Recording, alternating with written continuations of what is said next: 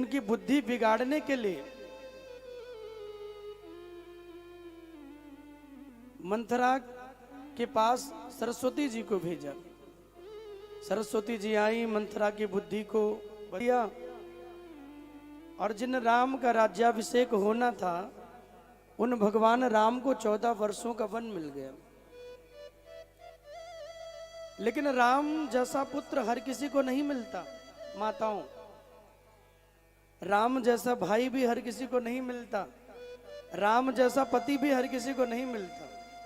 राम नारायण हैं, फिर भी मानव लीला करते हुए कितना सुंदर लीला भगवान कर रहे हैं। भगवान ने भैया भरत के लिए राज्य छोड़ दिया और वन की यात्रा में चले गए, और उनकी सेवा करने के लिए माता जानकी भी उनके चरणों की सेवा के लिए चली गई। भगवान राम ने उन्हें बहुत रोका, उन्हें बहुत समझाया, देवी तुम्हें वन नहीं मिला, तुम यहीं रहकर माता पिता की सेवा करो और मुझे जाने दो। जानकी जी ने कहा कि प्रभु जिय बिन देह नदी बिन वारी, ऐसे हुनाथ पुरुष बिन नारी। एक स्त्री का जीवन कैसा है? बोले पुरुष के बिना अधूरा है। विवाह हो जाए तो पति ही परमेश्वर होता है। एक ही व्रत एक ही धर्म एक व्रत नेमा, काय वचन मन पति पद प्रेम। एक धर्म है, एक नियम है, पति के चरणों की सेवा की जाए। माता अनुसुईया ने पतिव्रत धर्म का पालन किया। अत्रि महात्मा की इतनी सेवा की, इतनी सेवा की कि जब भगवान उनकी परीक्षा के लिए आए, जब भगवान नारायण महादेव और ब्रह्मा जी परीक्षा के लिए आए, सुनो ओ मैया ध्यान दो, इधर सुनिए सभी लोग ध्यान से सुनो। जब भगवान उनकी परीक्षा के लिए आए तो माता अनुसुईया ने अपने पतिव्रत धर्म के बल पर भगवान को भी 2-2 वर्ष का बालक बना दिया। तो पतिव्रत धर्म को नियम श्रद्धा से पालन किया जाए तो बड़ी शक्ति है बंधु। अत्रि महात्मा की इतनी सेवा की, भगवान परीक्षा के लिए आए, मां ने दरवाजा खोला तो ऋषि बन के खड़े हैं, साधु बन के, बोले भिक्षाम दे ही। मैया भिक्षा देने के लिए अंदर गई तो कहा कि हम ऐसे नहीं लेते, आप बिना वस्त्रों के भिक्षा दो, हमारा नियम है तो हम लेंगे। मां ने कहा भाई ऐसा तो किसी ने कभी भिक्षा नहीं ली, निर्वस्त्र कौन हो सकते हैं, कौन है ये? तो मैया ने ध्यान किया, और ध्यान किया तो तुरंत देख लिया महादेव, नारायण और ब्रह्मा जी। बोले ये हमारी परीक्षा के लिए आए हैं, कोई बात नहीं। बोले प्रभु आप जैसा नियम है हम आपको वैसे ही देंगे। तो अपने हाथ में जल लिया और कहा कि यदि मैंने मन क्रम वचन से अपने पति की सेवा की हो तो ये तीनों देव 2-2 वर्ष के बालक बन जाए। और जैसे ही मैया ने जल लेके छिड़का, भगवान बन गए बालक, तीनों एक जैसे। और एक जैसे बालक बने तो मैया ने ले लिया गोद में, वस्त्र का त्याग कर दिया। अब बालक छोटा हो, 1 वर्ष 2 वर्ष का हो, तो माँ किस भी रूप में रहे, तो माँ बन के गोद में उठा लिया, उन्हें अंदर ले गई और बढ़िया पुत्र, 3 पुत्र मिल गए। मैया ने कहा प्रभु आए तो भिक्षा लेने और हमें माँ का सुख दे दिया आपने। अच्छा बड़ा दिन जब हो गया तो नारद जी, लक्ष्मी जी वहां टेंशन में, पार्वती मैया टेंशन में, स्वामी जी को भेजा था परीक्षा के लिए, अभी आए ही नहीं। तो नारद जी ने कहा आई एम सॉरी टू से मैया जी, लेकिन अब नहीं आने वाले। बोले काहे नहीं आने वाले? बोले अब वो बालक बन के गोद में खेल रहे हैं। बालक बन गए भगवान, कैसे?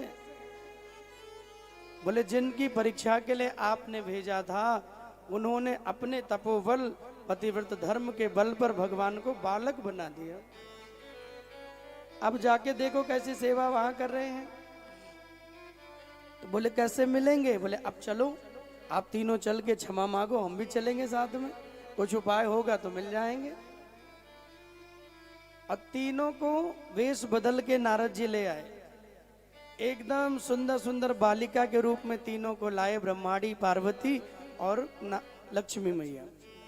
अब मैया देख रही हैं तो भगवान क्या कर रहे हैं, अब ब्रह्मा जी साधु संतों के कपड़े धुल रहे हैं बढ़िया नदी किनारे, माँ की आज्ञा है तो कपड़े धुल रहे हैं।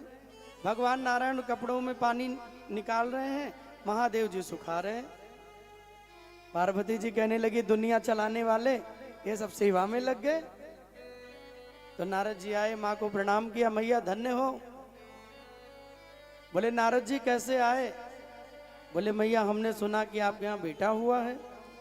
बोले हाँ नारद जी, 3 पुत्र मिले हैं मुझे। तो बोले मैया हम तुम्हारी मदद करने के लिए आए हैं। मेरी मदद करने कैसे? बोले मैया आप तेरे बालक कुछ दिन बाद बड़े होंगे। बोले हाँ होंगे। बोले बड़े होंगे तो उनकी शादी करना है। बोले हाँ, तो उसके लिए बहू ढूंढना पड़ेगा। बोले हाँ ढूंढेंगे भाई। तो बोले मैया आपको कुछ ढूंढना ना पड़े इसलिए हम 3 रेडीमेड बहू लेके आए हैं आपके लिए, देख लो अगर आपको पसंद आ जाए, और आज ही सब कुछ पक्का कर दो। तीनों को आगे बुलाया, तीनों देवियों को देख के माँ तो जान गई है कौन है। बोले अच्छा अच्छा इनसे विवाह कराना है। बोले हाँ। बोले ठीक है करा देंगे। अब एक काम करो अपने स्वरूप में आओ। तो नारद जी ने कहा मैया अपने स्वरूप में तो हैं। बोले जिस उद्देश्य के लिए आए हैं उस रूप में आए। तो तीनों देवियां बन के प्रकट हुई। माँ ने कहा क्या चाहिए? बोले हमारे पति हमें लौटा दो, भगवान हमें दे दो। तो मैया ने एक लीला की, तीनों बालक एक जैसे हो गए। बोले जाओ और अपने अपने स्वामी जी का हाथ पकड़ लो, जो जिनके हैं उनको लेकर के जाओ। अब तीनों देवियां पहुंच गई। अब देखने में बालक तो एकदम एक जैसे, कोई अंतर ही नहीं है, जैसे ब्रह्मा वैसे नारायण वैसे महादेव। तो अब सोचने लगी कि लक्ष्मी जी सोच रही हैं चलो अब नारायण का हाथ पकड़ लिया तो ठीक, क्या पता बूढ़े ब्रह्मा जी का हाथ आ जाए, अभी तो पहचान ही नहीं रहे कौन है। तो बोले मैया ऐसा ना करो, एक काम करो, हम क्षमा मांग रहे हैं, आप जगत में श्रेष्ठ रहोगी, पतिव्रत धर्म में आपका नाम रहेगा, हमसे भूल हुई और हमें हमारे पति लौटाओ। तब आशीर्वाद लेकर तीनों देवियां भगवान को लेकर के वहां से गई हैं। तो पतिव्रता धर्म में बड़ी शक्ति है। जानकी मां ने कहा हम भी चलेंगे, हम भी सेवा के लिए जाएंगे। और भगवान के संग में माता जानकी चल पड़ी भगवान की सेवा के लिए। बताओ पत्नी हो तो जानकी मैया के जैसी, और पत्नी का धर्म है अपने पति के सुख में भले ना साथ रहे लेकिन पति के दुख में हमेशा साथ खड़े होना चाहिए। ये रामायण कह रही है,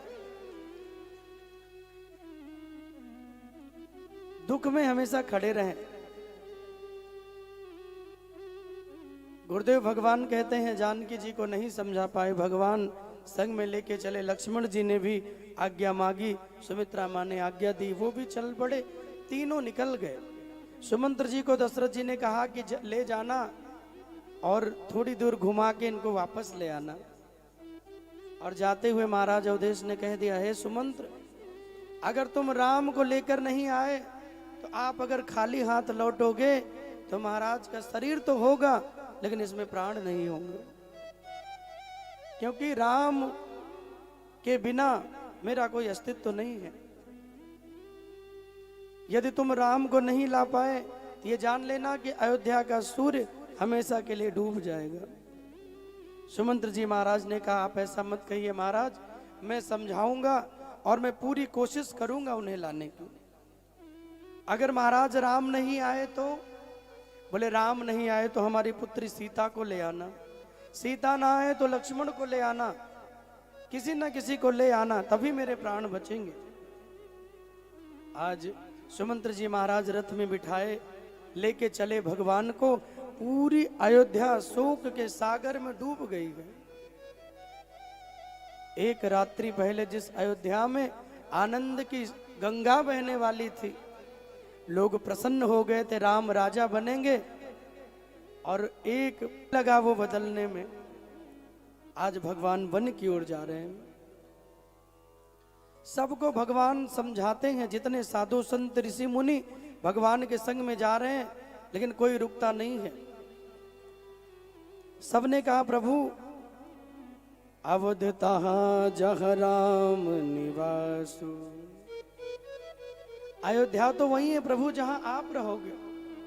यदि इस अयोध्या में राम नहीं तो ये अयोध्या हमारे लिए कोई काम की नहीं है प्रभु। यदि आप वन में रहेंगे तो हमारे लिए वन ही अयोध्या है, हम वहां रहकर आपकी सेवा करेंगे। भगवान के नेत्र भर गए, राम जी इतना प्रेम। और भगवान यही कहते हैं, तुम मेरा नाम लेते हुए जिस दिन तुम्हारे नेत्रों में मेरी भक्ति के लिए, मेरी याद में 2 बूंद अश्रु नेत्रों से गिर गया, उस दिन भगवान तुम्हारे हो जाएंगे। याद में भगवान के कभी रोना भी चाहिए। या तो दुनिया के लिए बहुत रोए, किसी से प्रेम हो जाए, इलू इलू हो जाए, रात दिन रोते हैं, रात दिन। कई तो तकिया गीली कर देते हैं, इतना रोते हैं, खाना पीना छोड़ देते हैं। जब हमने पूछ लिया, कहा भैया कहा हो गया, बोले हमारे वो हमें छोड़ के चले गए। जो तुम्हारा नहीं था वो चला गया, जो तुम्हारा है वो कहाँ जाएगा। हम उस वस्तु को अपना बना लेते हैं जो मेरी है ही नहीं। दुनिया संसार किसी का हुआ नहीं, ना होगा।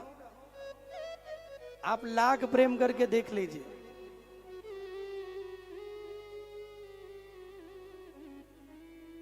दुनिया के लिए बहुत रोए, कभी भगवान के लिए रोइए। जिस दिन राम के लिए, कृष्ण के लिए, भगवान के लिए आपके नेत्रों में आंसू आ गए और आपने सिर्फ इतना कह दिया, बालाजी भगवान के मंदिर में गए, विपत्तियों के मारे हो और जाके रो पड़े, और बालाजी से कह दिया प्रभु आप मेरे और मैं आपका हूं, बस और मैं कुछ नहीं जानता। अब आपकी जिम्मेदारी है मेरे प्रभु, अब इस भव विपत्ति से मुझे निकालो या इसमें डुबाए रहो। मैं दोनों स्थितियों में प्रसन्न रहूंगा, क्योंकि संपत्ति और विपत्ति भक्त दोनों स्थिति में बराबर रहता है। एक सच्चा भक्त वही है बंधु, जो विपत्ति में घबराए ना और संपत्ति में अभिमान ना आए। धन वैभव जीवन में बहुत आए तो भी सावधान होना चाहिए। बहुत ज्यादा धन भी अभिमान का कारण बनता है।